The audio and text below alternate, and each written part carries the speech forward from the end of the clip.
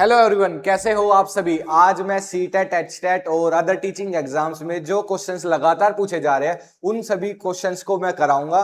ये सभी important question होने वाले हैं जो लगातार एग्जाम्स में आ रहे हैं और आने की संभावना है। तो स्टार्ट करते हैं इन क्वेश्चंस के। तो सबसे पहले आ जाता है development is a process. Development या फिर जिसको विकास बोलते हैं, विकास क्या है, विकास कौन सी प्रोसेस है। विकास क्या है, विकास डिसकंटिन्यूअस है, मतलब ब्रेक हो जाती है, मतलब कभी हो रहा है कभी नहीं हो रहा है, या फिर कंटिन्यूअस प्रोसेस है, मतलब लगातार होता जा रहा है डेवलपमेंट। व्यक्ति का विकास या स्टैटिक है, स्थिर है, या फिर अनप्रिडिक्ट है, या फिर उसको प्रिडिक्ट नहीं किया जा सकता कि इस समय क्या हो जाए। डेवलपमेंट सबसे पहले यहीं से आ जाता है। डेवलपमेंट सबसे पहले प्रिडिक्टेबल है कि पता चल जाता है कि स्टेज के बाद इस चीज का डेवलपमेंट होगा। जैसे बच्चा पहले रेंगना स्टार्ट करेगा, उसके बाद चलना स्टार्ट करेगा। दूसरा स्टैटिक, स्थिर तो है नहीं, डेवलपमेंट होती रहती है। और डिसकंटिन्यूअस, मतलब डिसकंटिन्यूअस भी नहीं कह सकते, मतलब कि डेवलपमेंट होती है फिर रुक जाती है, बिल्कुल नहीं रुकती, डेवलपमेंट कंटिन्यूअस रहने वाली है।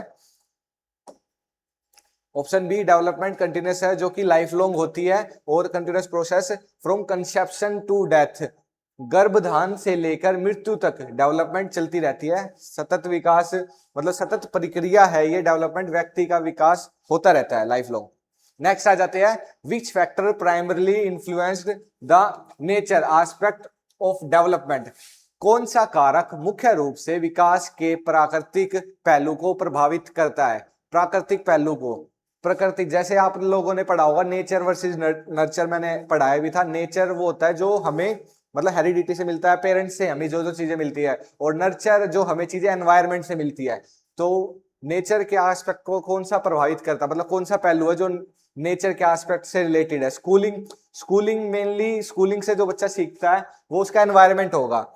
वही नेक्स्ट आ जाते हैं पियर ग्रुप। पियर ग्रुप भी एनवायरमेंट उसका, और नेबरहुड भी एनवायरमेंट। तो यही अलग ऑप्शन है। हेरिडिटी, हेरिडिटी जो उसको उसके पेरेंट्स से मिलती है, जो नेचर का पार्ट होती है। तो आ जाते हैं heredity. Nature refer to the genetic makeup, genetic होती है, और प्रोवाइडेड बाय द पेरेंट्स, जो कि पेरेंट्स के द्वारा दी जाती है। थर्ड क्वेश्चन पर आ जाते हैं, व्हाट डज सेफेलोकोडल मीन, मतलब सेफेलोकोडल होता क्या है। सेफेलोकोडल और प्रोक्सिमा डस्टल ये दो तरीके की होती है डेवलपमेंट में। एक होता है जो व्यक्ति का सेंटर से बाहर की तरफ होता है, और वही डेवलपमेंट व्यक्ति का जो होता है, व्यक्ति है, व्यक्ति का सर से लेकर पैर की तरफ डेवलपमेंट होता है। वही ये डेवलपमेंट व्यक्ति का होता है अंदर से लेकर बाहर की तरफ होता है डेवलपमेंट। प्रोक्सिमा डिस्टल अंदर से बाहर की तरफ, सिफेलोकोडल सर से लेकर पैर की तरफ होता है। जैसे याद रख सकते हो, हिंदी में याद रखते हैं हम, से सर, सर से होता है स्टार्ट ये। सेंटर टू आउटवर्ड, सेंटर से आउटवर्ड जो प्रोक्सिमा डिस्टल होता है। हेड टू टो, ये सही आंसर होगा, ये गलत था। सिंपल टू कॉम्प्लेक्स ये ऐसा कुछ पूछा नहीं गया, और जनरल टू स्पेसिफिक ये भी नहीं पूछा गया। नेक्स्ट आ जाते हैं, आंसर आ जाएगा बी, हेड टू टो, मतलब सर से लेकर पैर के अंगूठे तक, सर से लेकर सिफेलोकोडल होता है। इस head to to development direction ये पूछी गई थी, डायरेक्शन पूछा गया था, ना कि ये पूछा गया था कि जनरल टू स्पेसिफिक होता है या सिंपल टू कॉम्प्लेक्स, ये नहीं पूछा था। ग्रोथ रेफर्स टू, ग्रोथ है क्या। ग्रोथ मेनली, मतलब ग्रोथ से आप क्या डिनोट करोगे। ग्रोथ मतलब वृद्धि, वृद्धि, वृद्धि क्वालिटेटिव चेंज होता है वृद्धि में, फंक्शनल चेंजेस होता है वृद्धि में, क्वालिटेटिव फिजिकल चेंज होता है, सॉरी क्वांटिटेटिव फिजिकल, या फिर सोशल मैच्योरिटी आती है वृद्धि से। वृद्धि मतलब साइज का बढ़ना, हाइट का बढ़ना, उससे फिजिकल चेंज आएगा, सोशल चेंज आएगा, सोशल मैच्योरिटी आएगी, फंक्शनल चेंज आएगा। तो क्या आएगा, तो सबसे पहले देखते हैं फिजिकल चेंज। वृद्धि के अंदर मेनली फिजिकल चेंजेस पर ध्यान दिया जाता है। क्वांटिटेटिव चेंज होता है वृद्धि के अंदर, जैसे कि मतलब हाइट का बढ़ जाना, क्वांटिटी बढ़ रही है उसकी। क्वालिटी में चेंज आएगा तो वो क्या नाम है, डेवलपमेंट के अंदर रखेंगे हम।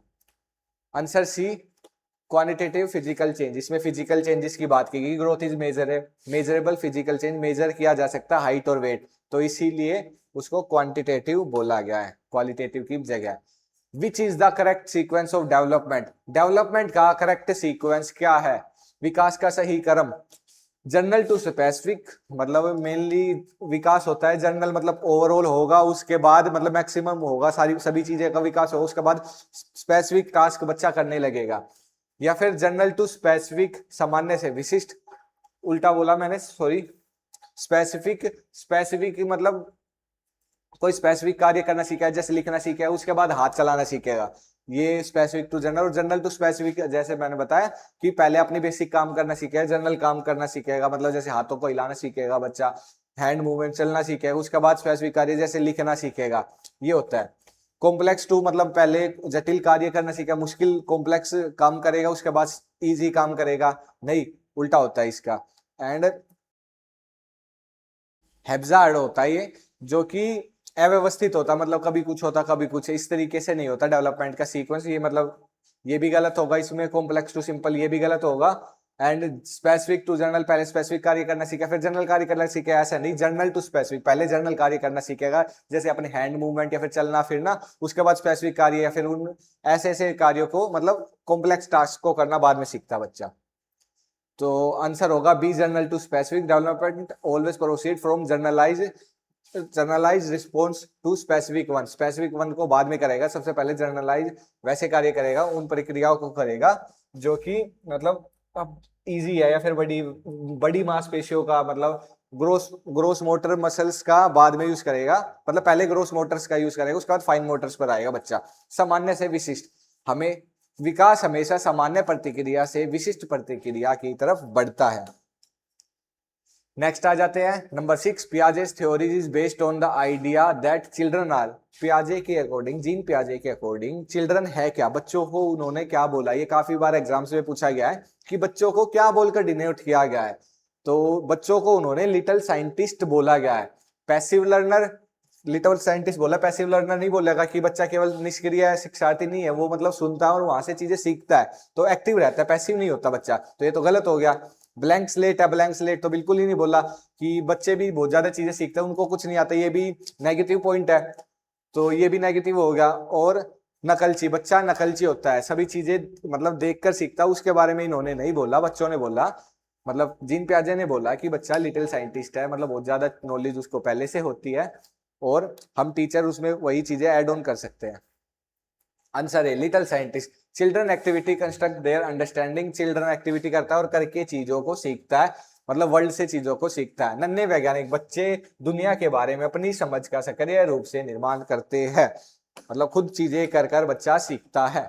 क्वेश्चन 7 पर आ जाते हैं। A child understand that a quantity of water remains the same even the poured into a tall and thin glass, मतलब पानी के अंदर जैसे बताया गया था कि ये गिलास है, एक चौड़ा गिलास है, वही एक लंबा गिलास होगा, इसमें भी सेम 100 ml पानी आ गया, ml, वही इसमें भी इतना पानी आ जाएगा, ये भी 100 ml है, तो बच्चा ये पता नहीं कर पाएगा कि ये पानी और ये पानी बिल्कुल सेम है, तो ये कौन सी मतलब स्टेज के अंदर आता है, या फिर इसको क्या बोलते हैं इस चीज को। ऑब्जेक्ट परमानेंस, ऑब्जेक्ट परमानेंस के अंदर होता है कि बच्चे को ये समझ हो जाती है कि जो चीजें उसको दिखाई नहीं दे रही, उसके नजरों से दूर हो गई है, वो भी अभी भी एग्जिस्ट करती है, ये मतलब प्री ऑपरेशनल में आ जाती है, सॉरी सेंसरी मोटर में, सेंसरी मोटर स्टेज में ही आ जाती है ऑब्जेक्ट परमानेंस। कंजर्वेशन, कंजर्वेशन संरक्षण बोलते हैं जिसको, जो कि यही होती है, इसमें ही बच्चे को समझ में आ जाता है कि मतलब चीजों की साइज को देखकर बच्चा समझ, मतलब इस ये बच्चे में नहीं होती, ये बच्चे में आने के बाद, कंजर्वेशन स्टेज आने के बाद बच्चा इन दोनों में मतलब फर्क पता लगा लेगा कि दोनों में सेम क्वांटिटी है, सेम क्वांटिटी नहीं है, साइज के अकॉर्डिंग चीजों को जज नहीं करेगा।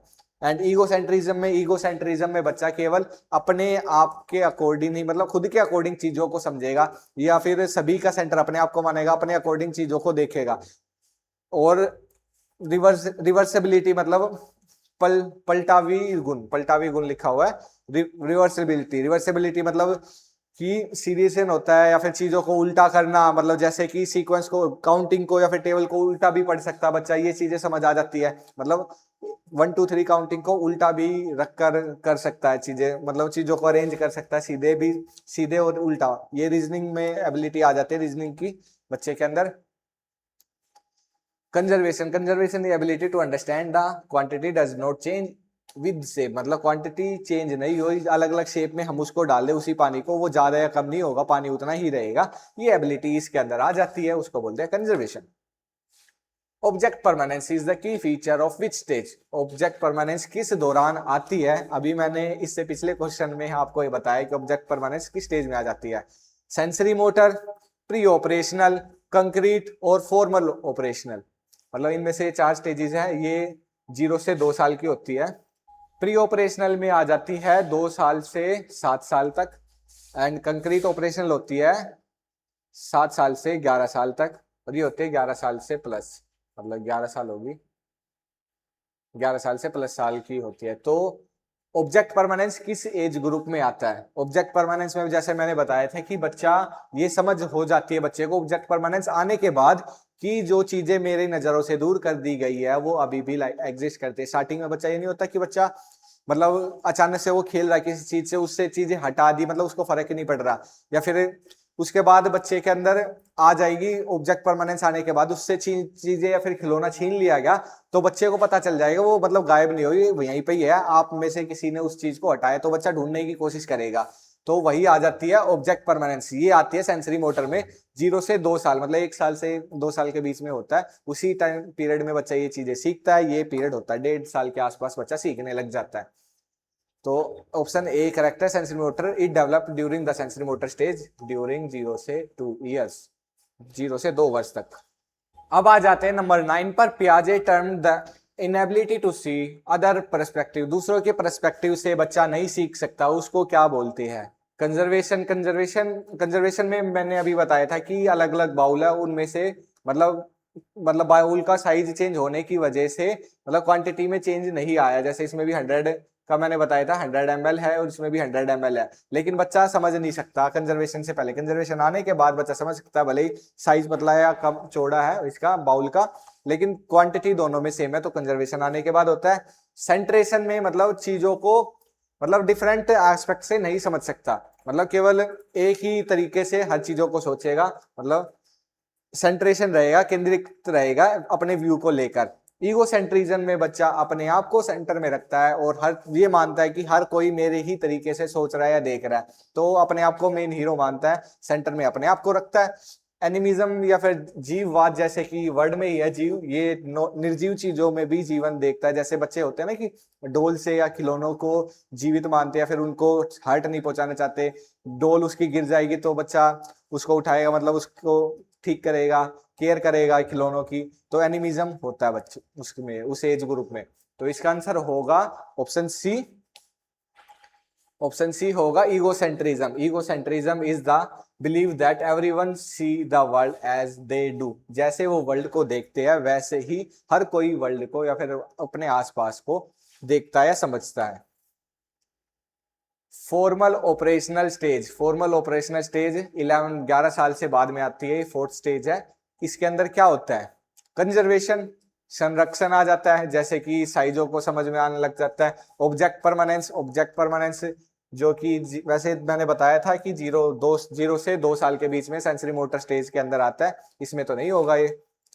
एब्स्ट्रैक्ट या हाइपोथेटिकल थिंकिंग, ऐसी थिंकिंग मतलब चीजों जो उसके सामने नहीं है उनके बारे में भी सोच सके, मतलब डीपली थिंक कर सके, ये सभी चीजें भी आने लग जाती है। सेंसरी एक्सप्लोरेशन, संवेदीय आवेशन, मतलब सेंसों के थ्रू चीजों को समझना, ये भी छोटी एज में आ जाती है। कंजर्वेशन 3rd स्टेज में आ जाती है। हाइपोथेटिकल रीजनिंग लगाना स्टार्ट कर देता, थिंकिंग करना स्टार्ट कर देता। तो ऑप्शन होगा आंसर सी, एब्स्ट्रैक्ट या hypothetical thinking. This stage involve higher order logic and abstract reasoning. Abstract reasoning करने लग जाता है और हायर ऑर्डर लॉजिक लगाकर चीजों को सोचना स्टार्ट कर देता है इस एज में बच्चा। Vygotsky emphasize that learning is, Vygotsky के अनुसार लर्निंग क्या है, मतलब उन्होंने लर्निंग को क्या कहकर डिनोट किया है?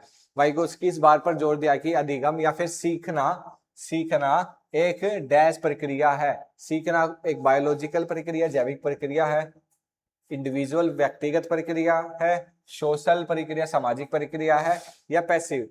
जब भी वाइगोत्स्की का नाम है, सोशल कल्चर या फिर सोशल कल्चर और लैंग्वेज, मतलब इन सभी चीजों से रिलेटेड ही वाइगोत्स्की हमेशा बात करते हैं। तो जहां भी ऑप्शन में सोशल लिख जाए, सोसाइटी से रिलेटेड वाइगोत्स्की बात करते हैं, तो आंसर ये हो जाएगा society. Society learning, answer number C आ जाएगा social. Learning occur that through social interaction and cultural tool, मतलब इसमें बोला गया कि सामाजिक सीखन सामाजिक अंतःक्रिया और सांस्कृतिक उपकरणों के माध्यम से होता है। मतलब हम सीखते चीजें कैसे है? सोसाइटी से सीखते हैं और सोसाइटी के साथ इंटरेक्ट करते हैं, और कल्चर के साथ, मतलब कल्चर से भी बहुत ज्यादा चीजें हम नॉलेज गेन करते हैं कल्चर से, बहुत ज्यादा हमारा मतलब डेवलपमेंट होता है। डेवलपमेंट में हमारा रोल कल्चर का ज्यादा बताया लेव वाइगोत्स्की ने। The gap between what a child can do alone and what they can do with the help, जिस मतलब दौरान मतलब बच्चे को बहुत ज्यादा चीजें पहले से ही आती है, आप सभी को पता है, मतलब ऐसा तो नहीं है बच्चा बिल्कुल ब्लैंक शीट है। बच्चे को जीन पियाजे ने भी लिटिल साइंटिस्ट बोला, तो इसका मतलब है बच्चा पहले से भी बहुत ज्यादा नॉलेज रखता है अपने पास। बच्चे को क्या चीजें आती है और उसको मतलब क्या चीजें मतलब किसी और की हेल्प से बच्चा सीखता है, या फिर जो चीजें नहीं आती उसको बोला गया है, उसको मतलब इसने क्वेश्चन पूछा है क्या बोला गया है, उसको जेडपीडी बोला जाता है, सीमापस्थ विकास का क्षेत्र, जोन ऑफ प्रोक्सिमल डेवलपमेंट। वो क्षेत्र जिसमें व्यक्ति को जो चीजें आती है और जो चीजें व्यक्ति किसी और की हेल्प से मतलब जो चीजें नहीं आती, उन दोनों के बीच में व्यक्ति किसी और की हेल्प से चीजें सीखता है, एमक्यू की हेल्प से चीजें सीखता है, उसको जोन ऑफ प्रोक्सिमल डेवलपमेंट कहकर डिनोट किया गया है। ऑप्शन ए स्कैफोल्डिंग, स्कैफोल्डिंग में पाड़ या मचान मतलब बच्चे की हेल्प करना होता है। प्राइवेट स्पीच जिसमें बच्चा बड़बड़ाना स्टार्ट कर देता है, अपने आप से बात करने लग जाता है। एसिमिलेशन मतलब एज इट इज नॉलेज लेना, जो चीजें है मतलब उसमें थोड़ी बहुत as it is knowledge add करना, एसिमिलेशन कहलाता है। तो आंसर होगा ZPD. ZPD zone of proximal development मैंने बता दिया इसके बारे में डिटेल से। व्हाट इज स्कैफोल्डिंग, पाड़ या ढांचा, पाड़ मचान या ढांचा बोलते हैं। स्कैफोल्डिंग होती क्या है? द चाइल्ड्स इंटेलिजेंस लेवल, बच्चे का intelligence level temporarily support by a mentor, mentor या टीचर या फिर शिक्षार्थी, पीयर ग्रुप जो भी हो सकता है, पीयर असेसमेंट साथियों के द्वारा उसका असेसमेंट करना, या इंडिपेंडेंट स्टडी खुद ब खुद स्वतंत्र अध्ययन करना या खुद ब खुद पढ़ना, इंडिपेंडेंट स्टडी। क्या आंसर होगा इसका? तो सबसे पहले चाइल्ड चाइल्ड का इंटेलिजेंस लेवल तो होगा नहीं। स्कैफोल्डिंग, स्कैफोल्डिंग होता है कि बच्चे की टेम्परेरी हेल्प करना कुछ समय के लिए, मतलब थोड़ा बहुत सपोर्ट करना बच्चे को ताकि वो चीजें सीख ले। Temporary support by a mentor, शिक्षकों के द्वारा, जैसे कि टीचर्स लोग या फिर आपके मतलब जिनको उस चीज के बारे में ज्यादा नॉलेज है, एम क्यों बोलते हैं, M K O, more knowledgeable other, more knowledgeable other कह के डिनोट करते हैं एम क्यों को। Temporary support by a mentor to bridge the ZPD, ZPD होता है जोन ऑफ प्रोक्सिमल डेवलपमेंट, जिसमें बच्चा जाकर अटकता है। अभी मैंने पीछे बताया जो बच्चे को आता है और जो नहीं आता, उन दोनों के बीच में ऐसी मतलब एक तो चीजें बिल्कुल ही नहीं पता और कुछ चीजें बच्चे को पता है, कुछ चीजें पता है और कुछ नहीं पता, उनके बीच में बच्चा अटक जाता है ना कि मैं कर सकता हूं नहीं कर सकता, इसमें क्या होगा, उसको बोलते हैं जेडपीडी, जेडपीडी कहा गया है। Vygotsky believe private speech, private speech के बारे में वाइगोत्स्की ने क्या कहा है? तीन तरीके की स्पीच के बारे में इन्होंने बताया, सोशल स्पीच, प्राइवेट स्पीच और इनर स्पीच। सोशल, प्राइवेट और इनर, राइटिंग थोड़ी गलत लिख दी मैंने। तीन तीन तरीके की स्पीच के बारे में बताया, सोशल, प्राइवेट और इनर। सबसे पहले आती है सोशल स्पीच, जिसमें मतलब छोटा बच्चा रहता है वो मतलब सोशली कैसे बात करता है, हंसकर, वैसे ये सभी चीजें। प्राइवेट स्पीच खुद ब खुद बड़बड़ाना स्टार्ट कर देता है, और इनर स्पीच ये थोड़ा सा बच्चा जब बड़ हो जाता है तो उसके बाद खुद ब खुद मतलब चीजों के बारे में सोचना, अंदर ही अंदर मन मन में चीजों को सोचने लग जाता है, मन मन से ही बातें करता है, ये बच्चा बड़बड़ाने लग जाता है। ये सोसाइटी के साथ मतलब सोशल स्पीच करता है, चीजों का एक्सप्रेशन के थ्रू बताता है। ए साइन ऑफ इमेच्योरिटी, इमेच्योरिटी का साइन है, ये तो कुछ मतलब ही नहीं बन रहा। ए tool of self regulation, self regulation का एक टूल है, सेल्फ रेगुलेशन का टूल है प्राइवेट स्पीच, जिसमें बच्चा खुद ब खुद बड़बड़ाता है, जो चीजें उसको करनी है, जो काम या कार्य उसको करना उसके बारे में बड़बड़ाता है। तो a tool for self regulation ही रहेगा इसका बेस्ट आंसर। ईगोसेंट्रिक बच्चा खुद के लिए मतलब प्राइवेट स्पीच में ईगोसेंट्रिक बच्चा मतलब अपने बारे में सोचता है, लेकिन स्पीच से रिलेटेड नहीं है, तो इसका आंसर सी नहीं होगा। एंड अनइम्पोर्टेंट या महत्वहीन है प्राइवेट स्पीच, ऐसा कुछ नहीं है, हर स्टेज इज इंपॉर्टेंट है बच्चे की, तो आंसर होगा B, answer B. A tool of self regulation, thinking to oneself help guide cognitive process, जो व्यक्ति करता है, जो सोचता है, कॉग्निटिव प्रोसेस करता है, संज्ञानात्मक प्रक्रिया करता है, प्रोसेस करता है, उसमें ये हेल्प करता है बच्चे की। ये बच्चा खुद ब खुद बोल के कि उसको क्या करना है वो चीजें गाइड करता रहता है बच्चा खुद को। The more knowledgeable other, MKO, more knowledgeable other, जैसे कि इसमें नाम में स्पष्ट है, मोर नॉलेजेबल अदर मतलब ऐसा व्यक्ति जिसको उस व्यक्ति से ज्यादा नॉलेज है। ओनली टीचर, ओनली वर्ड गलत है, नेगेटिव वर्ड है ये, हमेशा कभी भी आपको ऑप्शन में ओनली वर्ड दिख जाए तो ओनली वर्ड तो गलत है ही, ऑप्शन ए बी दोनों गलत है। एनीवन विद बेटर अंडरस्टैंडिंग, ऐसा व्यक्ति जिसको उससे बेटर अंडरस्टैंडिंग है। मोर नॉलेजेबल है ये तो ठीक बन रहा है। एंड द लीडर, लीडर होता है, लेकिन लीडर जरूरी नहीं है कि उसको अच्छी अंडरस्टैंडिंग हो। तो बेस्ट आंसर होगा सी। आंसर सी है, एनीवन विद बेटर अंडरस्टैंडिंग या फिर स्किल, उसमें स्किल या मतलब जिसको कौशल बोलते हैं ये ज्यादा हो, वो होता है MKO. At the pre conventional level, 3 level होते हैं, pre conventional level, conventional level, उसके बाद आता है पोस्ट कन्वेंशनल लेवल। इसमें होते हैं moral reasoning is guided by, moral reasoning मतलब किसके थ्रू होती है, बच्चा रीजनिंग कैसे लगाता है, मतलब बच्चा सोचता है किसके अकॉर्डिंग है, सोशल सामाजिक अनुबंध सोशल कॉन्ट्रैक्ट के अकॉर्डिंग सोचता है, या फिर उसको पनिशमेंट दी जा रही है या फिर जो उसको आज्ञा दी जा रही है उसके अकॉर्डिंग बच्चा सीखता है। यूनिवर्सल एथिक्स, सार्वभौमिक नैतिकता, नैतिकता के अकॉर्डिंग या फिर एथिक्स के अकॉर्डिंग बच्चा सीखता है। सोशल अप्रूवल, सामाजिक स्वीकृति है, सोसाइटी को देखकर बच्चा सीखता है, सोसाइटी के अप्रूवल लेता है चीजों को करने के लिए। थोड़ा बहुत ये भी है मतलब, बट सोशल अप्रूवल से बेटर ऑप्शन रहेगा पनिशमेंट। सोशल अप्रूवल मतलब बाकियों की चीजें बाकियों से सीखता है, बाकियों से जैसे आज्ञाकारी रहता है, ओबीडेंट रहता है बच्चा, और पनिशमेंट से भी डरता है बच्चा। तो ये ऑप्शन वैसे बेस्ट है, ये ऑप्शन नहीं होता तो हम किसी और की तरफ बढ़ते। ऑप्शन बी होगा इसका आंसर, पनिशमेंट एंड ओबीडेंट, दंड और आज्ञाकारिता। स्टार्टिंग की मतलब 6 स्टेजेस टोटल होती है, दो मतलब post pre conventional, pre conventional, conventional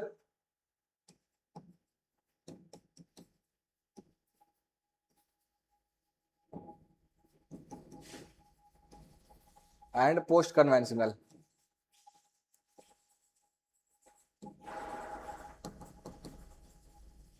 post conventional इसमें 2 स्टेज होगी, 2 स्टेज इसमें, 2 स्टेज इसमें, 2 स्टेज इसमें, टोटल 6 स्टेजेस होगी, और ये 3 लेवल होंगे, 3 लेवल, 3 लेवल होंगे, 6 स्टेजेस होगी, जिसमें पहली स्टेज में बच्चा, पहली स्टेज में पनिशमेंट और ओबीडेंस इन चीजों के बारे में सोचता है।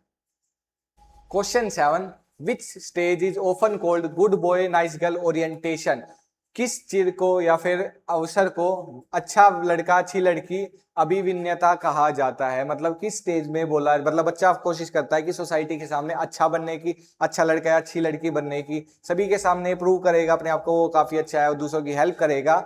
ये लेवल 1 में होगा, लेवल 1 में फर्स्ट मतलब 2 स्टेजेस होते हैं, उन दोनों स्टेजेस में होगा।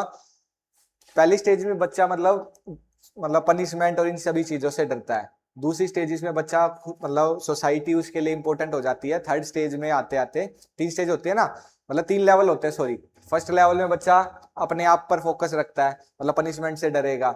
सेकंड लेवल में बच्चा सोसाइटी उसके लिए इंपॉर्टेंट हो जाएगी, और वहीं थर्ड लेवल पर आते आते मतलब सोसाइटी के अंदर जो लॉज चल रहे हैं उनके खिलाफ, सोसाइटी के खिलाफ लड़ेगा, लॉ को अच्छा या फिर बुरा है, सही है या गलत, उसके बारे में जज करेगा, तो वो थर्ड लेवल में आएगा। बेसिकली इसमें बच्चा सोसाइटी के बारे में सोच रहा है, सोसाइटी के लिए अच्छा या बुरा बनने की कोशिश कर रहा है, तो ये जाहिर है कि लेवल 2 में आएगा। तो ये तो ऑप्शन हो ही जाएगा कट, ये भी ऑप्शन कट हो जाएगा। नन हो सकता है, नन में भी लेवल 2 आ सकता है। और थर्ड स्टेज में स्टार्टिंग में बच्चा करता है गुड बॉय और नाइस गर्ल। तो ऐसे हम एलिमिनेट करके भी क्वेश्चंस को सोल्व कर सकते हैं। आंसर यही है, answer B, level 2 stage 3, focus on social conformity and gaining approval, society से अप्रूवल लेने की कोशिश करता है। नेक्स्ट आ जाता है post conventional morality, focus on उत्तर पारंपरिक। पोस्ट कन्वेंशनल 3 लेवल है जैसे मैंने बताया, pre conventional, conventional, post conventional. Post conventional की बात आती है, नैतिकता किस पर ध्यान केंद्रित करती है, ध्यान केंद्रित किस पर करती है, नैतिकता। मोरालिटी, मोरालिटी से रिलेटेड थर्ड लेवल में बात आती है। लॉ एंड ऑर्डर, कानून और व्यवस्था पर मोरालिटी निर्भर करती है, इसमें कानून और ऑर्डर रखेंगे। Personal principle and universal ethic, व्यक्तिगत सिद्धांत और सार्वभौमिक नैतिकता आएगी। इमीडिएट कंसिक्वेंसेस, तत्काल परिणाम, या पीयर प्रेशर, पीयर प्रेशर के बारे में आएगा, नहीं मोरालिटी की बात हो रही है। एंड इमीडिएट कंसिक्वेंसेस, मोरालिटी में इमीडिएट कंसिक्वेंसेस पर बात नहीं होगी। लॉ एंड ऑर्डर इन दोनों में से हो सकता है, थर्ड लेवल में आती है चीजें, बट लॉ एंड ऑर्डर की बात नहीं की गई, मोरालिटी के बारे में बात की गई है। Personal principle and universal ethic, सार्वभौमिक नैतिकता के बारे में व्यक्ति सोचता है। आंसर बी आ जाएगा, personal principle and universal ethic, व्यक्तिगत सिद्धांत और सार्वभौमिक नैतिकता, इन सभी चीजों के बारे में थर्ड लेवल पर आकर बंदा सोचने लग जाता है। डिटेल से चीजों को सोचता है कि सोसाइटी में ये चीजें हो रही है, ठीक हो रही है, ये लोग कानून बनाए गए ठीक है या नहीं है, मतलब थोड़ी एज बढ़ जाती है तो उस टाइम पे व्यक्ति इससे भी सोचना लग जाता है। हेलो एवरीवन, तो आज हम 19th क्वेश्चन से स्टार्ट करेंगे। Holberg theory was criticised for, Kohlberg के सिद्धांत की आलोचना किस लिए की गई थी? मतलब उसने जो सिद्धांत दिए थे, उसने 3 लेवल दिए थे बेसिकली, 3 लेवल थे और उसमें टोटल 6 स्टेजेस थी।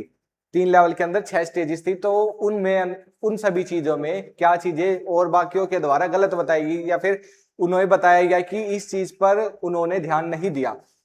Option A being too biological, biological थे वो ज्यादा, मतलब बायोलॉजिकल या फिर बायोलॉजिकल चीजों के बारे में ज्यादा बताया उन्होंने। बीइंग बेस्ड टुवर्ड वेस्टर्न या फिर मेल पर्सपेक्टिव, मेल को ज्यादा लेकर चला। लैकिंग स्टेज, चरणों की कमी के लिए, या फिर इग्नोर सोसाइटी, सोसाइटी को इग्नोर किया। क्वेश्चन पहले ऑप्शन नंबर 1 पे आते हैं कि बायोलॉजिकल तो नहीं थे, मतलब अत्यधिक जैविक होने के लिए नहीं था, मतलब ऐसा तो कुछ ये पॉइंट बन ही नहीं रहा है कि बायोलॉजिकल थे।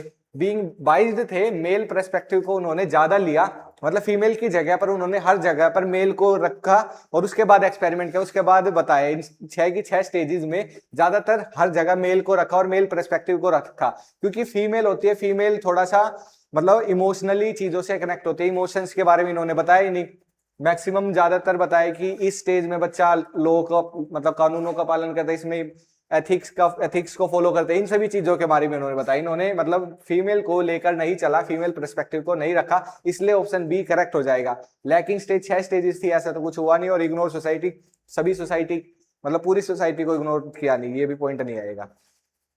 Answer being biased toward western या फिर मेल पर्सपेक्टिव, पश्चिमी पुरुष परिप्रेक्ष्य के प्रति पक्षपाती होने के लिए, ऑप्शन बी करेक्ट आएगा। नेक्स्ट आ जाते हैं।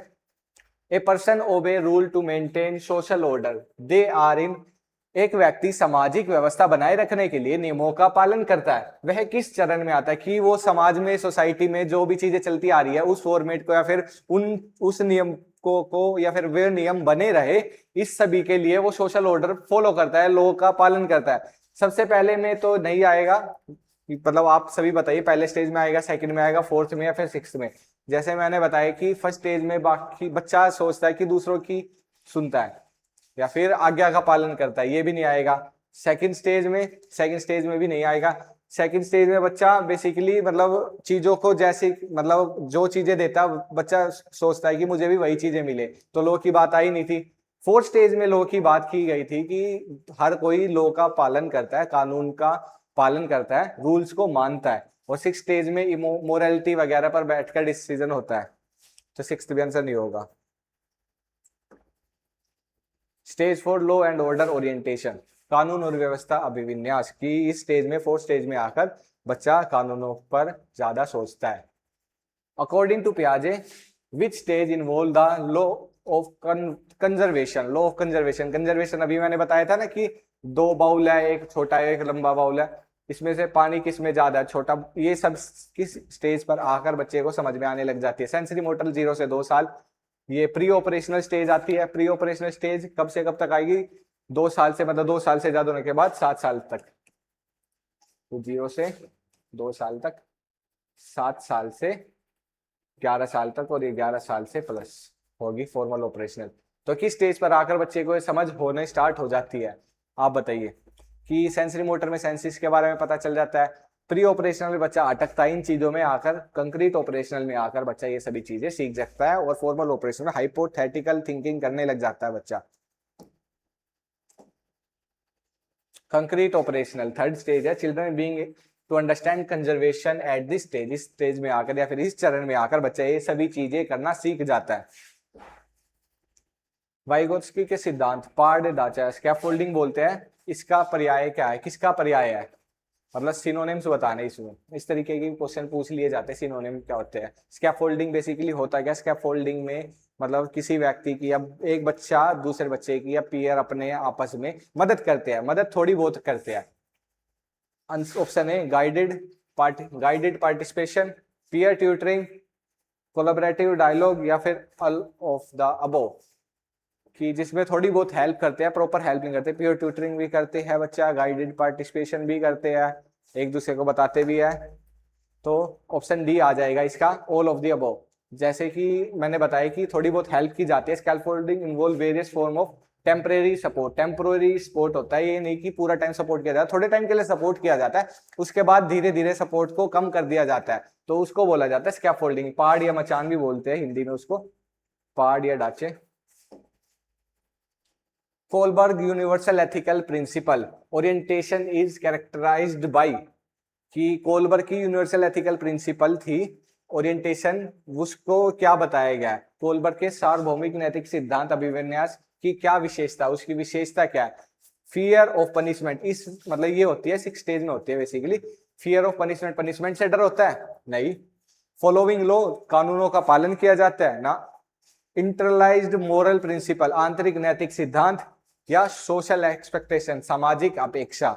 ये दोनों तो होंगे नहीं कि लॉ का पालन किया जाता है और फियर ऑफ पनिशमेंट, पनिशमेंट का डर होता है जो स्टार्टिंग में होता है। लॉ का भी 4th के आसपास होता है, कानूनों का पालन, जो पिछले क्वेश्चन था, पीछे वाला क्वेश्चन था, इस मतलब एक क्वेश्चन छोड़कर।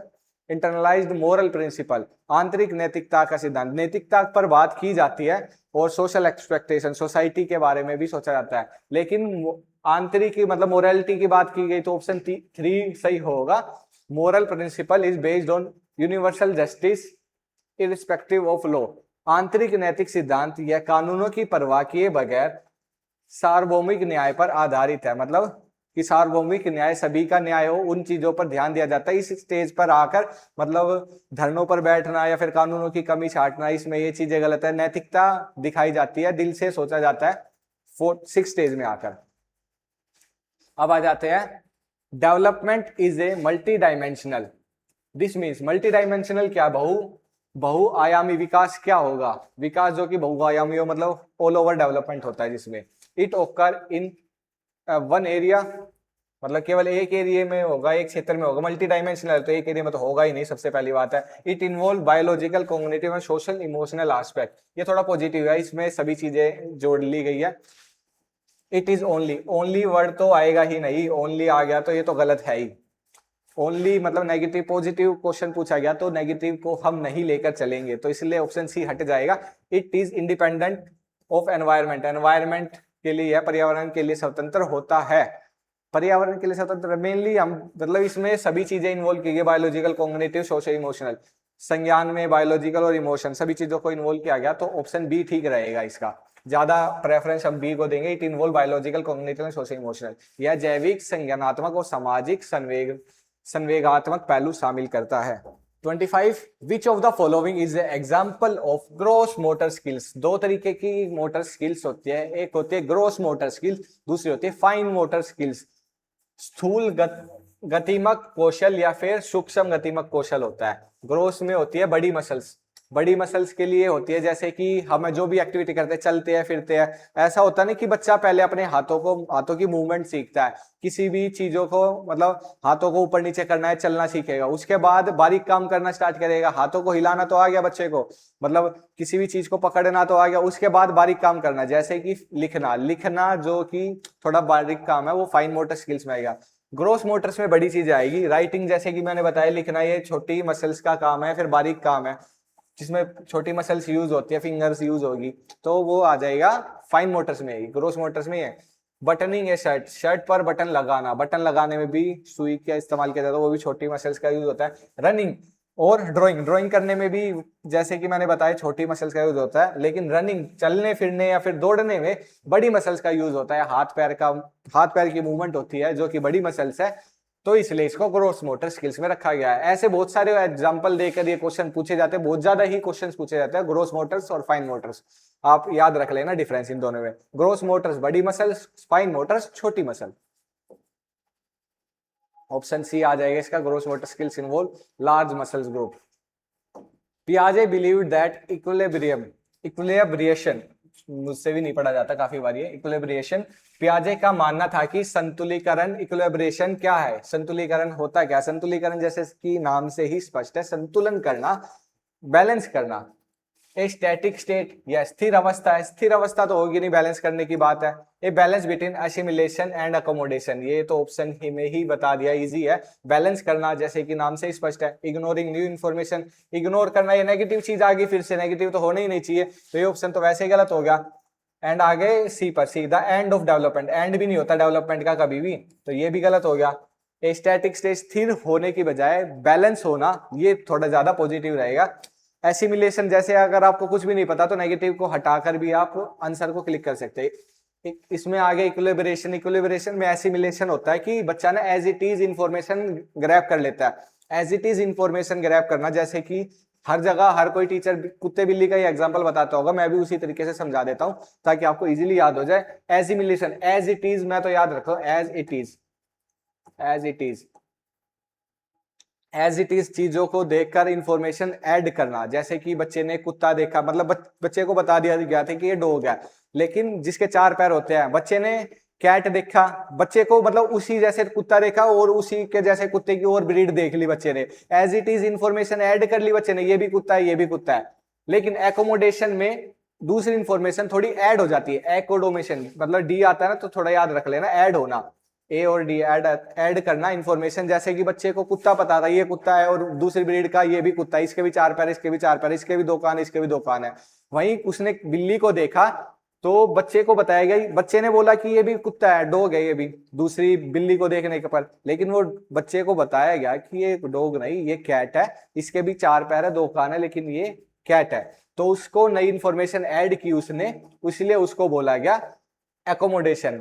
बच्चा कंफ्यूज ना हो, बच्चा कंफ्यूज ना हो कि ये कुत्ता है या बिल्ली है, इन दोनों के बीच में बैलेंस रख रहा है कि नई इंफॉर्मेशन, कुत्ते को देखकर कुत्ते की ब्रीड, दूसरी ब्रीड का कुत्ता देखा तो बच्चे को पता चले ये भी कुत्ता है और ये दूसरी चीज है वो कैट है। इन चीजों में बैलेंस करना उसको इक्विलिब्रेशन बोला गया है जीन पियाजे के द्वारा।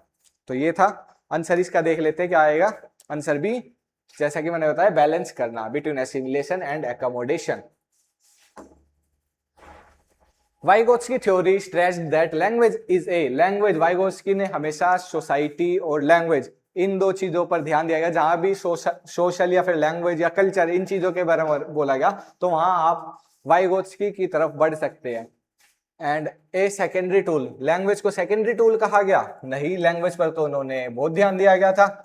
ए primary tool for cognitive development, संज्ञानात्मक विकास के लिए ये प्राथमिक उपकरण है, प्राइमरी टूल बोला गया, ये थोड़ा पॉजिटिव है। एन इनेट इंस्टिंक्ट, एक जन्मजात प्रवृत्ति, जन्मजात प्रवृत्ति, जन्म से ही लैंग्वेज सीख जाता है बच्चा नहीं।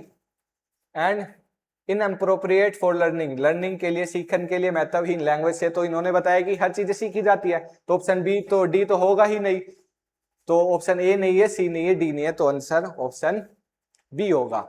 ए प्राइमरी टूल ऑफ कॉग्निटिव, संज्ञानात्मक या फिर बुद्धि का विकास होता है, डेवलपमेंट होता है, डेवलपमेंट के लिए लैंग्वेज को एक महत्वपूर्ण टूल या प्राइमरी टूल कहकर लेव वाइगोत्स्की ने डिनोट किया है।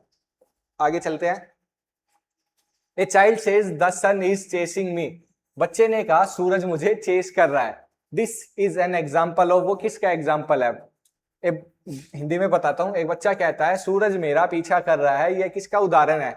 ईगोसेंट्रिज्म, बच्चा हर चीजों को सोचता है, ईगोसेंट्रिज्म में होता है कि हर चीजों का सेंटर अपने आप को रखता बच्चा, बच्चे का मानना है कि हर लोग मेरी तरीके से सोचेंगे, ईगोसेंट्रिज्म। एमिनिज्म, जीववाद, हिंदी में जीववाद भी होता है, अगर हिंदी में नहीं होता एनिमिज्म। एनिमिज्म में बच्चा निर्जीव चीजों को जीवित समझता है, डोल के साथ खेल रहा है बच्चा, जैसे मिस्टर बीन आपने लोगों ने देखा हो, वो डोल को जीवित मानता है, उसकी केयर कितनी करता है, तो वो एनिमिज्म का ही एक एग्जाम्पल है। ऑब्जेक्ट परमानेंस, ऑब्जेक्ट परमानेंस ये 0 से 2 साल के, मतलब 2 साल का होने लग जाता है, 2 साल से होने से पहले 1.5 साल के आसपास बच्चे में आने स्टार्ट हो जाती है। बच्चे को ये पता चल जाता है कि चीज, जैसे छोटे बच्चे होते हैं वो खेल रहा होता है किसी भी टॉय से, खेलते खेलते उससे कोई भी टॉय उससे हटा लिया गया तो बच्चा, छोटा बच्चा तो रोने लग जाता है कि उसके से चीजें छीन ली, और उसको पता नहीं होता, उसको लगता है कि चीजें गायब हो गए उसको, इसलिए बच्चा रो रहा होता है, छोटा बच्चा। वहीं जब बच्चे के अंदर ईगोसेंट्रिज्म आ जाता है, बच्चा थोड़ा बड़ा हो जाता है, बच्चे के सामने से अचानक से चीज हटा लोगे तो बच्चा रोएगा नहीं, बल्कि आपके पास चीजें ढूंढेगा। बच्चे को पता रहेगा कि चीजें आपने छुपाई है, चीज गायब नहीं हुई है, तो बच्चे के अंदर ऑब्जेक्ट परमानेंस आ गया है। रिवर्सिबिलिटी, पलटावी गुण, रिवर्सिबिलिटी मतलब होता है जो रीजनिंग में होता है ना, कि सीधी काउंटिंग याद रखना, फिर उल्टा सुन लेना, ये सभी चीजें होती है रिवर्सिबिलिटी भी, ये रिवर्सिबिलिटी का एग्जांपल तो है ही नहीं। ऑब्जेक्ट परमानेंस भी नहीं है, बच्चे ऐसा, मतलब बच्चे के सामने से चीज गायब हो गई ऐसा तो कुछ है ही नहीं। एनिमिज्म या ईगोसेंट्रिज्म, इन दोनों में से कंफ्यूज हो सकते हैं। ये सोचता है कि बच्चा जीवित है, बच्चा मतलब सन जीवित है, सन मेरा पीछा कर रहा है। ईगोसेंट्रिज्म सोचता है कि सभी चीजें मेरे अकॉर्डिंग ही है, तो ऑप्शन बी आएगा। इसमें ये मानता है कि बच्चा ये समझ रहा है कि सूरज उसका पीछा कर रहा है, सूरज जीवित है, जैसे मिस्टर बीन का एग्जांपल था लिया था। Animism, attributing human characteristics to inanimate object या फिर जो निर्जीव ऑब्जेक्ट है उनके बारे में। जीववाद निर्जीव वस्तु में मानवीय गुणों या चेतना का आरोपण करता है। Which stage of Kohlberg theory focus on social contract orientation? Social contract orientation के बारे में किस स्टेज में बताया गया? Pre of conventional social contract, society या सोशल कॉन्ट्रैक्ट के बारे में स्टार्टिंग में प्री कन्वेंशनल, तीन लेवल होते हैं, प्री कन्वेंशनल, कन्वेंशनल और post conventional. None of the above तो होगा ही नहीं, इन तीनों स्टेजेस में से ही बताया गया। प्री कन्वेंशनल में स्टार्टिंग में बच्चा मतलब अपने बारे में अपने आप को सेंटर में रखकर सोचता है। सेकंड में आ जाता है, सेकंड स्टेज में कन्वेंशनल में मतलब सेकंड लेवल में सोसाइटी को सेंटर में रखकर सोचता है, सोसाइटी के बारे में सोचता है। थर्ड लेवल में थोड़ा एथिक्स और प्रिंसिपल्स इन सब चीजों के बारे में सोचता है। तो सोशल कॉन्ट्रैक्ट ओरिएंटेशन की बात की गई है। तो ये आएगा लास्ट वाली स्टेज में, सोशल कॉन्ट्रैक्ट और ओरिएंटेशन। इसमें तो ये फोकस करता है कि समाज में जो भी बोला गया है वो सभी चीजें लॉ वगैरह फैक्ट है, सही है। सी ऑप्शन आएगा। Post conventional law as view as social contract not rigid rule. Social contract है मतलब सोसाइटी को सही से चलाने के लिए कानून बनाए गए, ना कि हम इंसानों को बांधने के लिए। सोसाइटी अच्छे से रूल करे, अच्छे से चले, इसके लिए कानून है, ना कि हम पर इंसानों पर प्रेशर आए किसी भी चीज का, उसके लिए कानून नहीं है। उत्तर पारंपरिक, ये थर्ड लेवल है। कानूनों को सामाजिक अनुबंध माना जाता है, न कि कठोर नियम। ये याद रखना, इस तरीके से आप ऑप्शन को सिलेक्ट कर सकते हो। क्वेश्चन आ जाते हैं 30 पर। Developmental change that occur due to ageing and biological maturity are known as. उम्र बढ़ने और जैविक परिपक्वता के कारण होने वाले विकासात्मक परिवर्तन को क्या कहते हैं? कि जैविक परिपक्वता आती है मतलब बायोलॉजिकल चेंज आते हैं, और विकासात्मक डेवलपमेंटल भी चेंज आते हैं, बायोलॉजिकल मैच्योरिटी भी आती है और डेवलपमेंटल चेंजेस भी इंसानों के अंदर आते हैं। तो उसको क्या कहा जाता है? लर्निंग, सीखन कहा जाएगा उसको, अधिगम, मैच्योरेशन कहा जाएगा, हैबिचुएशन, या कंडीशनिंग, अनुबंध कहा जाएगा। कि बायोलॉजिकल भी चेंज आ रहा है, मैच्योरिटी भी आ रही है, डेवलपमेंट भी आ रहा है, तो मैच्योरेशन बोला जाएगा ना। मैच्योरेशन परिपक्वता कि बच्चे का विकास हो रहा है, डेवलपमेंट हो रहा है। डेवलपमेंट में होता क्या है? डेवलपमेंट में मतलब मस्तिष्क का विकास होता है, स्किल्स बच्चा नई नई सीखना स्टार्ट कर देता है। लर्निंग भी बोला जाए, लर्निंग का भी पार्ट है डेवलपमेंट होना, काफी चीजें हम सीखते हैं, लेकिन बायोलॉजिकल मैच्योरिटी लर्निंग में नहीं आएगी। तो दोनों चीजों के लिए तो हम इसको नहीं रख सकते। कंडीशनिंग में केवल कुछ हम चीजें सीखते हैं, बायोलॉजिकल इसमें भी नहीं आएगा। और हैबिटेशन, आदत पड़ना डेवलपमेंट नहीं होगा। मैच्योरिटी, आदत पड़ना, ये तो बिल्कुल ही नहीं है। तो ऑप्शन बी हम इजीली सिलेक्ट कर सकते थे इससे।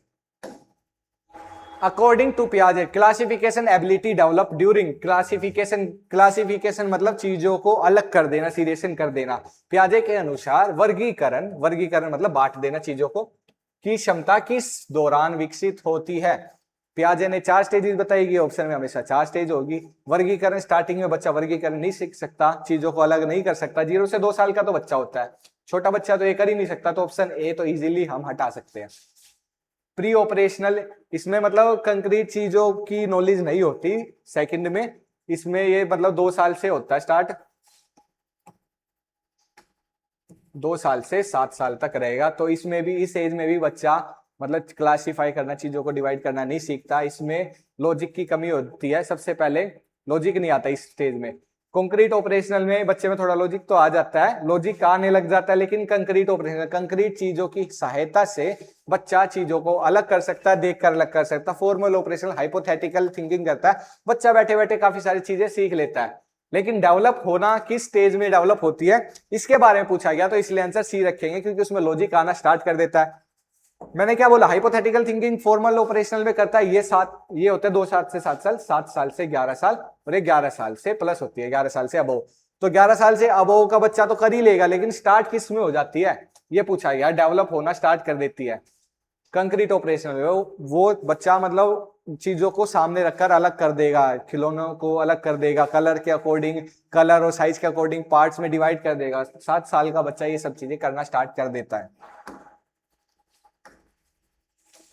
The ZPD focus on, ZPD समीपस्थ विकास का क्षेत्र समीपस्थ होता है, zone of proximal development, ZPD बोला जाता है। मुख्य ध्यान किस ओर होता है, मतलब जेडपीडी में होता है कि बच्चे को कुछ तो नॉलेज होती है, ये सर्कल वाली थ्योरी होगी जिसमें ऐसे करके आपके बुकों में भी बनाया गया होगा। ये होता है बच्चे को नॉलेज होती है, और ये बच्चा जिसमें बच्चा जाकर अटकता है, बच्चा जिसमें जो नॉलेज होता है जहां अटकता है, उसके बीच वाली चीजों को, उस एरिया को जेडपीडी कहकर डिनोट किया गया है। What the child can do alone, बच्चा जो खुद ब खुद कर सकता है, खुद ब खुद तो कर सकता है, लेकिन जिस क्षेत्र में बच्चा अटकता है, जिस क्षेत्र में बच्चा प्रॉब्लम को फेस करता है, उस क्षेत्र को जेडपीडी कहा गया है। What the child can do with the help, हाँ ये ठीक है, चाइल्ड मदद लेता है, मदद करने के बाद लेता है, कर सकता है। What the child can do never do, जो बच्चा नहीं कर सकता, ये बाहर की होगी चीजें, ये भी नहीं होगी। पास्ट परफॉर्मेंस, अतीत का प्रदर्शन, अतीत का प्रदर्शन की तो बात ही नहीं है, आंसर भी आ जाएगा। What the child can do with the help, बच्चा किसी भी शिक्षक या साथीगण, पीयर ग्रुप्स की हेल्प लेकर चीजें करना सीख जाता है। जो बच्चे को आता है और जो नहीं आता, उन दिनों के बीच में जब बच्चा अटकता है, कुछ तो बच्चे को नॉलेज होती है, लेकिन कुछ उसकी सोच से भी बाहर होती है, सोच से बाहर वाली चीजों को हेल्प करने के लिए MKO आता है, MKO, MKO, थोड़ा अच्छा से लिखा, MKO, मोर knowledgeable other, more knowledgeable other आता है, वो उसको जेडपीडी से निकालता है, जेडपीडी से, जो नो प्रोक्सिमल डेवलपमेंट से। Kohlberg conventional level is defined by, Kohlberg का कन्वेंशनल लेवल, कोलबर्ग की 3 लेवल है, मैंने काफी बार बता दिया, अब तो आपको रट ही गया होगा इतनी बार बताने से।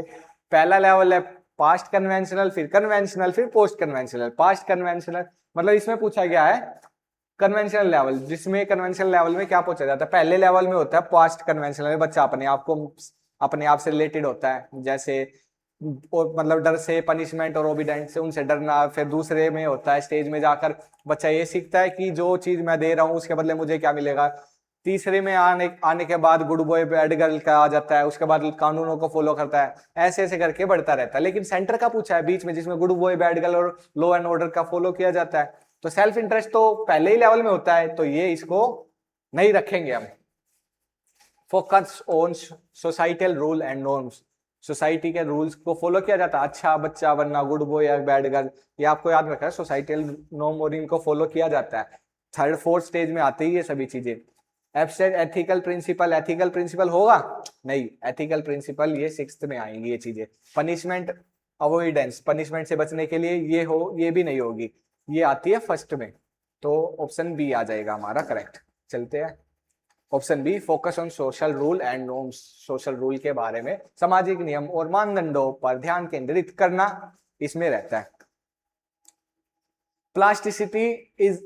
Plasticity in development refer to, विकास में लचीलापन या प्लास्टिसिटी, लचीलापन होता है से तात्पर्य क्या है, विकास मतलब होता है फ्लेक्सिबल तरीके से भी हो सकता है, कि ऐसा नहीं है कि इसी तरीके से होता है, विकास भी अलग अलग तरीके से होता है, अलग अलग एरिया में बच्चा अलग अलग चीजों से चीजें सीखता है, तो फ्लेक्सिबल होता है, डेवलपमेंट होता जरूर है, लेकिन जरूरी नहीं है कि उसी एनवायरमेंट में रखा जाए तो बच्चा वह चीजें सीखेगा। प्लास्टिसिटी से मतलब क्या है, रिजिड, कठोरता तो होगी नहीं कि वही चीजें करेगा तो बच्चे का डेवलपमेंट होगा, नहीं, बच्चा काफी तरीकों से सीख सकता है, हर अलग अलग एनवायरमेंट में रहकर भी बच्चा सीख सकता है, तो कठोरता तो होगी ही नहीं। The potential for change and adaptation, परिवर्तन और अनुकूलन की क्षमता होती है, प्लास्टिसिटी का मतलब। लैक ऑफ डेवलपमेंट, विकास की कमी नेगेटिव तो पॉइंट होना ही नहीं चाहिए, रिजिड भी, ये भी नेगेटिव है, कठोरता। और बायोलॉजिकल डिटर्मिनेशन, जैविक नियतिवाद, मतलब केवल फिक्स हो जाती है चीजें, डिटर्मिनेशन केवल बायोलॉजिकल से रिलेटेड तो है ही नहीं प्लास्टिसिटी, ऑप्शन बी हो जाएगा आंसर इसका, option B, the potential of change and adaptation, परिवर्तन और अनुकूलन की संभावना, क्षमता इसके अंदर रखी जाती है, तो इसलिए ऑप्शन बी हम लेके चलेंगे। A teacher who adjust there teaching style, teacher जो कि अपने टीचिंग स्टाइल को एडजस्ट कर लेता है based on A students need is using, student को जैसी नीड है उसके अकॉर्डिंग टीचर अपने स्टाइल को बदल लेता है। जैसे आज के टाइम में बच्चे को खेल के थ्रू चीजें समझना में भी अच्छा रहता है, वैसे न्यू एजुकेशन पॉलिसी में भी बताया गया है कि खेल के थ्रू सिखाना, जैसे कि मतलब अब आजकल करिकुलम भी इस तरीके से डिजाइन किया गया बच्चों की नीड के अकॉर्डिंग, तो स्टाइल चेंज किया जाता है। तो इसमें क्या होगा, इसको क्या बोलते हैं, एक शिक्षक जो छात्र की जरूरतों के आधार पर अपनी शिक्षण शैली और समायोजन करता है, या वह किस का उपयोग कर रहा है, उसके अंदर क्या बोला गया, स्कैफोल्डिंग। स्कैफोल्डिंग जैसे कि थोड़ी बहुत हेल्प करना, थोड़ी बहुत हेल्प थोड़ी ना की जा रही है इसमें। अब आ जाते हैं डायरेक्ट इंस्ट्रक्शन। डायरेक्ट इंस्ट्रक्शन भी नहीं दिए जा रहे, वो चेंज कर रहा खुद ब खुद। पीयर मेमोराइजेशन, मतलब सॉरी रोट मेमोराइजेशन, चीजों को रट कर याद कराना, वो भी नहीं है। असेसमेंट, मूल्यांकन करना, असेसमेंट करना, पता लगाना उनकी की जरूरतों को, ये भी हो सकता है। तो ऑप्शन इसका रहेगा ऑप्शन ए, स्कैफोल्डिंग करना, थोड़ी बहुत हेल्प करना। हेल्प कैसे करेंगे, आजकल बच्चों को हर चीजें तो पहले से ही आती है, तो हम उनको भी चीजें नहीं सिखा सकते, तो हम ये कर सकते हैं, उनकी हेल्प कर सकते हैं। थोड़ा सा चीजों मतलब थोड़ी देर के लिए हेल्प करो, थोड़ी बहुत हेल्प करो, बच्चे को खुद ब खुद करके सीखने दो, लर्निंग बाय डूइंग करने दो। तो वो वही चीजें रखी गई, स्कैफोल्डिंग उसी को कहा गया कि थोड़ी बहुत हेल्प करना फिर पीछे हट जाना, जो कि हम कर रहे हैं। हम चीजें आपको पढ़ा रहे हैं, पढ़ा दिया, थोड़ी बहुत हेल्प कर दी, आपके लिए क्वेश्चंस भी लेकर आ गए, उसके बाद करना आपको है। तो टीचिंग स्टाइल ऐसे ही धीरे धीरे चेंज होती जा रही है। The concrete operational child's thinking is limited because concrete operational ये स्टेज थी third stage, sensory motor, pre operational, concrete और फिर formal operational. Child's thinking is limited, बच्चे की थिंकिंग लिमिटेड है। लिमिटेड, बच्चे का चिंतन सीमित होता है। सीमित क्यों होता है, उस टाइम पर लॉजिक आता है, बच्चा हाइपोथेटिकल थिंकिंग नहीं कर पाता। It can not deal with abstract concept, मतलब ऐसी ऐसी चीजों को जहां मतलब सामने कंक्रीट में, मतलब उसके सामने जो चीज है उनको देखकर तो समझ लेता है, सीरियसन कर लेता है चीजों में, मतलब क्लासिफिकेशन भी कर लेता बच्चा थर्ड स्टेज में आकर, लेकिन जो उसके सामने नहीं है उन चीजों को नहीं कर पाता सोल्व। तो इसमें इसकी कमी होती है, can not deal with abstract concept. ये पहला ऑप्शन सही लग रहा हमें तो। द लैक लैंग्वेज, लैंग्वेज की तो बात ही नहीं। They are too fast, fast भी नहीं है, लैंग्वेज भी नहीं है। They can not think logically, ये भी ठीक है। कैन नॉट थिंक लॉजिकली मतलब लॉजिकली नहीं सोच सकता, नहीं, लॉजिक आना स्टार्ट हो जाता है थर्ड स्टेज में, ये भी गलत है। ऑप्शन ए सही होगा। हाँ option A, it can not deal with abstract concept. Abstract concept मतलब हाइपोथेटिकल थिंकिंग कर ले लग जाता है, जो चीजें उसके सामने नहीं है उसके बारे में भी बच्चा सोचना स्टार्ट कर देता है। Vygotsky cold speech directed eight one self, कि वाइगोत्स्की ने स्वयं को निर्देशित भाषण को क्या कहा है, जिसमें बच्चा स्वयं को निर्देशन देता है। तीन तरीके की स्पीच के बारे में ले वाइगोत्स्की ने बताया है। सबसे पहले होता है कि सोशल स्पीच। सोशल स्पीच में बच्चा हंसना, एक्सप्रेशन बताने लग जाता है, सबसे पहले आती है सोशल स्पीच। उसके बाद आती है प्राइवेट स्पीच, मतलब सॉरी हाँ प्राइवेट स्पीच, फिर आती है साइलेंट स्पीच। सबसे पहले सोशल स्पीच में बच्चा एक्सप्रेस करता है, लैंग्वेज को बताता है। प्राइवेट स्पीच में बड़बड़ाना स्टार्ट कर देता है। साइलेंट स्पीच में मन मन में बच्चा सोचना स्टार्ट कर देता है। इसमें बच्चा हंस उस कर मुस्कुराकर सोशली चीजें बता देता है। तो सबसे पहले बच्चा खुद ब खुद चीजें बता देगा, उसके बाद बड़बड़ाना स्टार्ट करेगा, फिर अब मन मन में चीजों को करना स्टार्ट करेगा। ईगोसेंट्रिक स्पीच तो ये नहीं है ऑप्शन। तो किसमें बोला गया कि सेल्फ डायरेक्टेड, खुद ब खुद डायरेक्शन देगा अपने आप को। थर्ड स्टेज होगी जिसमें अपने आप बड़बड़ाता है बच्चा कि इसके बाद मुझे क्या करना है। देखते होगे ना खिलौने के साथ खेलता रहता है अच्छा, डोल से ये इसके बाद ये करना है ये करना है। तो ये ऑप्शन रहेगा इसका, option B is a correct. Private speech, निजी भाषण। Which of the following is a not a level of Kohlberg theory. Kohlberg theory का लेवल नहीं है। निम्नलिखित में से कोलबर्ग के सिद्धांत का एक स्तर नहीं है। सिद्धांत का कोई स्तर नहीं है। कौन सा, कोलबर्ग ने कौन कौन सी चीजें बताई है, conventional, unconventional, pre conventional, post conventional. Basically simple सी बात है, यही अलग अलग रहा। अनकन्वेंशनल कुछ होता ही नहीं है। प्री कन्वेंशनल आएगा सबसे पहला लेवल, दूसरा आएगा लेवल कन्वेंशनल, तीसरा आएगा पोस्ट कन्वेंशनल। ये कोई लेवल नहीं है, इजी था काफी। अनकन्वेंशनल लेवल, गैर पारंपरिक। Physical development follows a proximodistal trend. This means proximodistal क्या होता है, मैंने बताया था प्रोक्सिमाडिस्टल, प्रोक्सिमाडिस्टल और सिफेलोकोडल। इसमें ये सिफेलोकोडल में होता है सर से लेकर पैर तक। मैं सिफेलोकोडल, मेरे याद करने का तरीका है सै से सिफेलोकोडल, सै से सर, सर से लेकर पैर तक। एंड प्रोक्सिमाडिस्टल अंदर से बाहर, प्रोक्सिमाडिस्टल पी से होता है। हेड टू टो, ये सिफेलोकोडल होता है नहीं। सेंटर टू आउटवर्ड, ये सर से पैर तो सिफेलोकोडल होगा, लेकिन पूछा है सेंटर से आउटवर्ड। बच्चा जो भी होता है, जो इसके सेंटर से लेकर सेंटर से जो बाहर की तरफ डेवलपमेंट होता है, हाथों का डेवलपमेंट होता है, तो वो होता है प्रोक्सिमा डिस्टल। वहीं सिफेलोकोडल होता है पहले सर से डेवलपमेंट होकर नीचे की तरफ डेवलपमेंट बढ़ता है, पैर की तरफ, पैर की तरफ डेवलपमेंट बढ़ता है। जैसे आप देखते होंगे कि बच्चे का सबसे पहले सर सबसे पहले सर का और पैर का रेशो, बॉडी का रेशो थोड़ा ज्यादा होता है, मतलब सॉरी रेशो थोड़ा कम होता है, सर ज्यादा बड़ा होता है बच्चे का बॉडी के कंपैरेटिवली। फिर उसके बाद धीरे धीरे सारी बॉडी पार्ट ज्यादा बढ़ते हैं, सर के कंपैरिजन में ज्यादा तेजी से बढ़ते हैं, तो डेवलपमेंट होगा सेंटर टू आउटवर्ड। इसमें प्रोक्सिमा डिस्टल में, सिफेलोकोडल में सर से लेकर पैर तक होता है। सिंपल टू कॉम्प्लेक्स ऐसा कुछ पूछा नहीं गया, और जनरल टू स्पेसिफिक ऐसा भी कुछ नहीं पूछा गया। तो आइए चलिए आगे चलते हैं। Option B, centre to outward, केंद्र से बाहर की ओर, निकट से दूर क्रम की तरफ बढ़ते हैं इसमें development. The accommodation process is Piaget theory occurs when, पियाजे के सिद्धांत में समायोजन, समायोजन बोलते हैं अकोमोडेशन की प्रक्रिया तब होती है जब, ये अकोमोडेशन कब होती है, existing schema are modified, modify कर दिया जाता है स्कीमा, जो उसके अंदर पहले से इंफॉर्मेशन होती है किसी व्यक्ति के अंदर या बच्चे के अंदर, उसमें थोड़ा वो चेंज कर दिया जाता है, उसको बोलते हैं अकोमोडेशन। या new information fit existing schema, उसके अंदर नई इन्फॉर्मेशन फिट कर दी जाती है, बिल्कुल ही नई इन्फॉर्मेशन डालना, ऐसा बिल्कुल नई इन्फॉर्मेशन नहीं डाली जाती, जो होती है उसमें थोड़ा मॉडिफाई कर दिया जाता है। Option C, learning stop, stop तो कुछ होगा नहीं, तो ये तो बिल्कुल ही वैसे हट जाएगा। और मेमोरी इज लॉस्ट, स्मृति का नुकसान होना है, याददाश्त चली जाना है, वो भी नहीं होगी। तो ऑप्शन ए की तरफ हम बढ़ेंगे।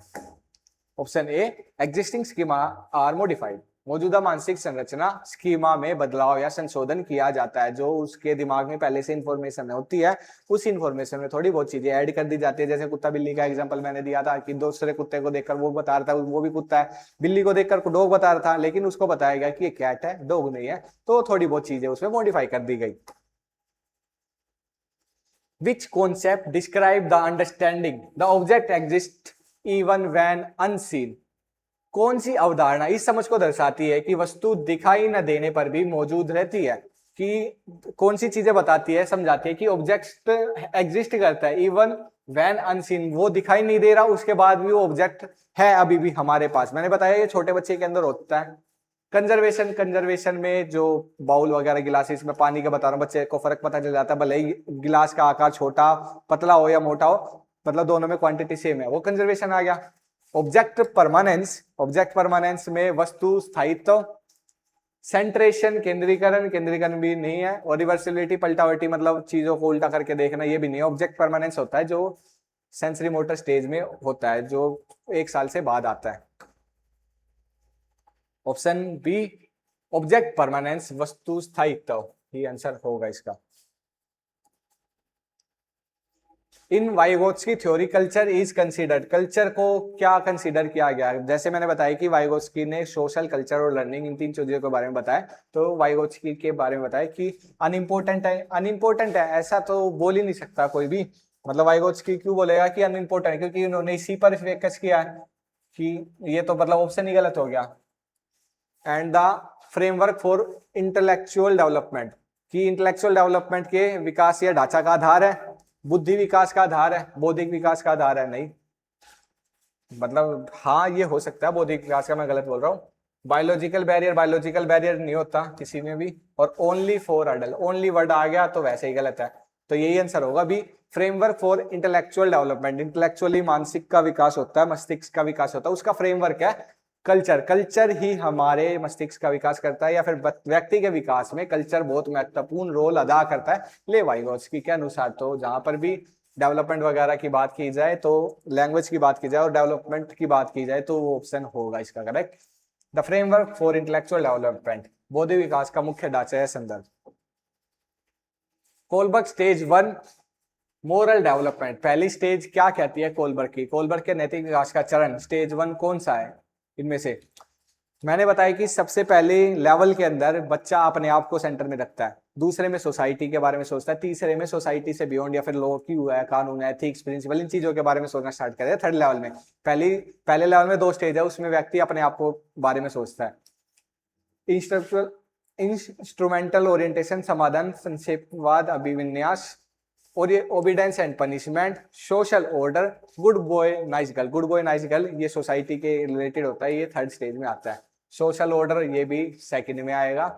ओबीडेंस एंड पनिशमेंट, ओबीडेंस और पनिशमेंट के बारे में सबसे पहले बच्चा सोचता है, तो यही ऑप्शन करेक्ट होगा ओरिएंटेशन के हटाकर, कि बच्चा पनिशमेंट से बचने के लिए कार्य करता है या आज्ञा का पालन करता है। इसमें बच्चा केवल अपने बारे में सोचता है, दूसरे में आकर बच्चा ये सोचता है कि मुझे ये करने से क्या मिलेगा, मतलब मैं किसी की राम की या श्याम की हेल्प कर रहा हूँ, उसको पेन दे रहा हूँ, पेंसिल दे रहा हूँ, तो मुझे उसके बदले में क्या मिलेगा, अगले दिन वो मेरी भी हेल्प करेगा।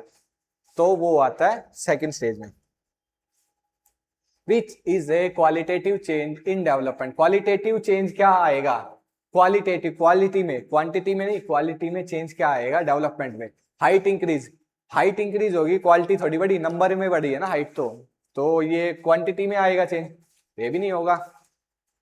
लर्निंग टू रीड, पढ़ना सीखना, पढ़ना सीख रहा है बच्चा तो इसको मेजर नहीं किया जा सकता, क्वालिटी ही हो गई है। तो एक वेट गेन, वजन बढ़ना, इसको भी, वेट को भी नापा जा सकता है, नन ऑफ द अबव, ये इसके तरफ बढ़ते थे, तीनों ऑप्शन गलत होते, तो ऑप्शन बी सही है। Learning to read, change in capacity या फिर फंक्शन में चेंज आना, क्षमता में चेंज आना, किसी व्यक्ति की क्षमता बढ़ रही है इससे, ना कि जो हमें चीजें दिख रही है उसमें विकास हो रहा है, जिनको मेजर नहीं किया जा सकता। पियाजे की theory is often described as, पियाजे की थ्योरी मतलब कैसे डिस्क्राइब की जाती है, पियाजे के सिद्धांत को किस रूप से वर्णित किया जाता है, कैसे बताया जाता है, कैसे उसका वर्णन किया जाता है।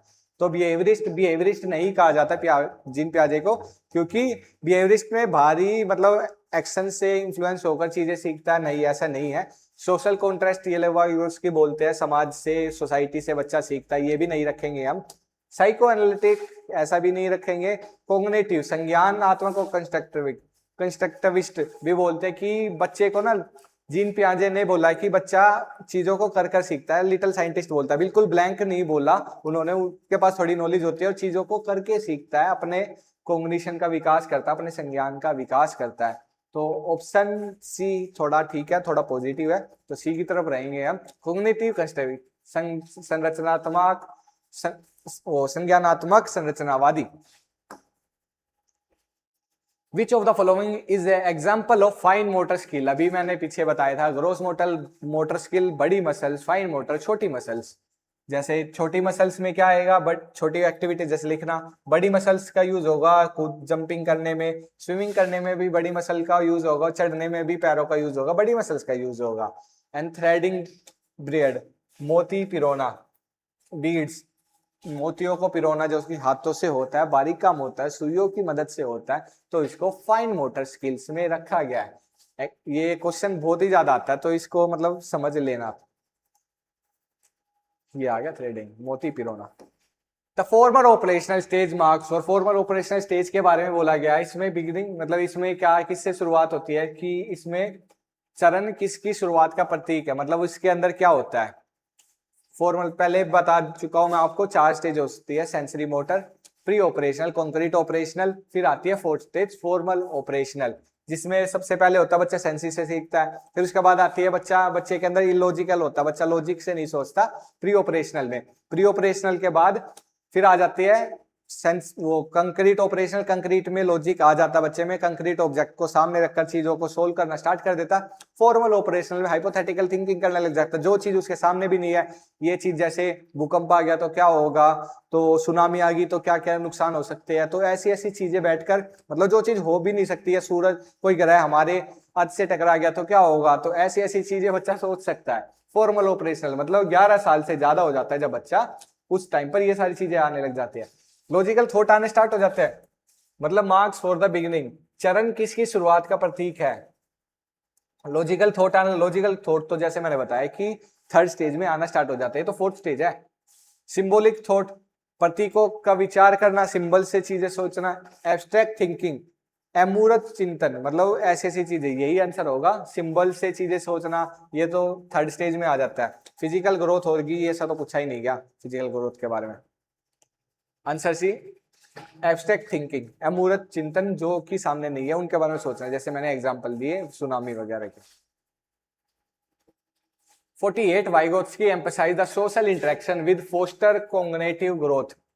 लेव वाइगोत्स्की ने जोर दिया कि किसके साथ सामाजिक अंतःक्रियन संज्ञानात्मक विकास को बढ़ावा देता। संज्ञानात्मक मतलब हमारा कॉग्निटिव, संज्ञान बुद्धि का विकास कैसे होता है, ओनली बुक, ओनली वर्ड तो पहली बात है, ओनली यहाँ भी दिख गया तो ये गलत है, ओनली यहाँ दिख गया ये भी गलत है। नो वन तो होगा नहीं, मोर नॉलेजेबल पीयर्स, कि दूसरा पर्सन या फिर दोस्त से हेल्प लेना, कि हमारी बोला गया है, वॉइगोत्स्की ने जोर दिया कि किसके साथ, किसके साथ, किसके साथ सामाजिक अंतःक्रिया संज्ञानात्मक विकास को बढ़ावा देता है, कि मतलब हमें कौन हेल्प करे उसके बाद हमारा मतलब कॉग्निशन, हमारे विकास, संज्ञान का विकास होगा। तो एम के ओ भी हेल्प कर सकता है, एम के और ओ होता है अदर्स, अदर्स में ये सभी आ जाते हैं, अदर्स में पीयर, अडल्ट या टीचर्स ये सभी आ जाते हैं, एम के ओ। ऑप्शन बी करेक्ट होगा ना, नो वन भी नहीं होगा क्योंकि आंसर मिल गया हमें। ऑप्शन बी आ गया, मोर knowledgeable other, M K O. According to Kohlberg, morality is dash in conventional level. Kohlberg के अनुसार पारंपरिक स्तर पर नैतिकता होती है। क्या होती है नैतिकता? नैतिकता क्या बोला गया है? एक्सटर्नल कंट्रोल, बाहर से कंट्रोल किया जाता है, कि मतलब बाहर से कंट्रोल तो बेसिकली फर्स्ट लेवल में होता है, पास्ट कन्वेंशनल लेवल में, जिसमें बच्चे को पनिशमेंट देकर हम कंट्रोल कर लेते हैं। तो ये तो ऑप्शन नहीं होगा, यहाँ पर नोट प्रेजेंट उपस्थित नहीं होती, ये भी ऑप्शन नहीं होगा। बायोलॉजिकल केवल को मतलब कोलबर्ग ने बायोलॉजिकल पर केवल बात नहीं की गई थी, उन्होंने कि सोसाइटी के बारे में बात की और कॉग्निशन के बारे में बात की गई थी। तो बायोलॉजिकल केवल बायोलॉजिकल भी नहीं होगा। Internal control by societal expectation, society expect करती है या फिर वो कानूनों को अपना लेता है और अंदर से मतलब फॉलो करता है। तो सेकंड स्टेज में यही चीजें होती है, फोर्थ लेवल मतलब सेकंड लेवल फोर्थ स्टेज के अंदर ये आती है।